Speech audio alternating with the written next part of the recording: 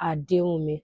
We'll look into our newspapers for today, starting with Vanguard. Major headline on Vanguard says, confusion over alleged kidnap of 172 worshippers in 3 Kaduna churches. Sad development, but we will not give up, says Northern Khan. Adds 172 were said to have been kidnapped, 9 escaped. No one was kidnapped in Kajuru, say police council chairman. Abduction exposes grave security failure, says PDP. And look into our top banner. Top banner says DSS arrest Malami after release from Kuje prison. Impeachment Pandef reconciliation panel concludes Rivers engagement returns to Abuja. There was never an Igbo coup, says Raf Obioha. IMF upgrades Nigeria's 2026 growth outlook to 4.4%. You can see a picture of the tanker accident that happened in Lagos as well. And the lower banner says, Kano, Governor Yusuf meets Tinubu, defects to APC today. Governor keeps mum after meeting at Aso Villa. Massacre of Christians, or what we told the New York Times bureau chief, McLean, says the inter-society. Sanwo-Olu signs 4.4 trillion budget. And lastly, anti-Tinubu post. Federal government amends charges against Rowore, delist Facebook, X. Away from that, we'll look into the Punch newspaper. Major headline on the Punch says, amnesty deal, outrage mounts as Katsina moves to release 70 bandits. Tinubu told to stop release of bandits on trial. ACF, Afenifere, others slam Katsina government over amnesty deal. Top banner says the job scam syndicate luring Nigerians into Ukraine-Russia war. Military discovers Boko Haram underground storage. Fuel dump. Kano governor meets Tinubu amid defection talks. Federal government votes 10 million naira for Abuja runway after scrapping 532 billion naira deal. Lower banner, it says the banks record rising loan defaults amid strong demand, says CBN. DSS arrests Malami after release from Kuje prison. And lastly, Ekiti poll, PDP, SDP reject exclusion from INEC final list. I look into the Nation newspaper.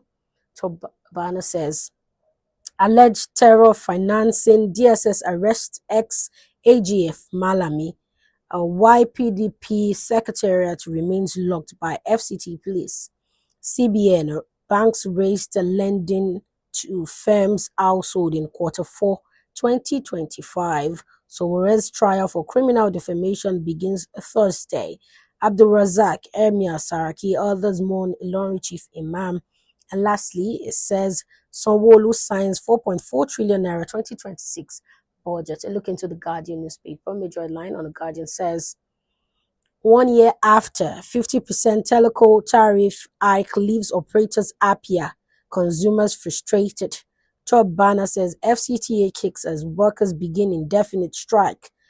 Federal government contractors on war path over 4 trillion naira debt. PDP decries insecurity as Kaduna denies abduction of 163 worshippers. IMF aligns with World Bank on Nigeria's 4.4% growth projection. Federal government to appeal judgment on attacks against journalists. Kano killings, Tinubu orders probes as state takes over prosecution. Court strikes out Meta X as federal government rearranges Rowore on amended cyberbullying charges. APC closes in on Kano as state chairman hopeful of Yusuf's defection. And lastly, Sanwo-Olu signs 2026 4.4 trillion naira budget into law. That's all we have on the front pages of our newspapers this morning. Join us after the break for a quick analysis.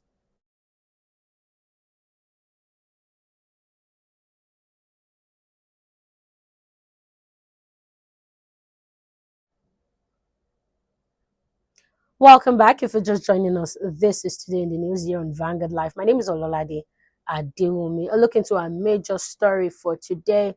It says, confusion over alleged kidnap of 172 worshippers in 3 Kaduna churches. Confusion yesterday trailed the alleged kidnapping of over 170 worshippers by terrorists in 3 churches in Kajuru local government area of Kaduna State. The churches, including Ekwa and Cherubim and Seraphim, were said to have been attacked on Sunday by terrorists who shot sporadically to scare away residents before swooping on the worshippers.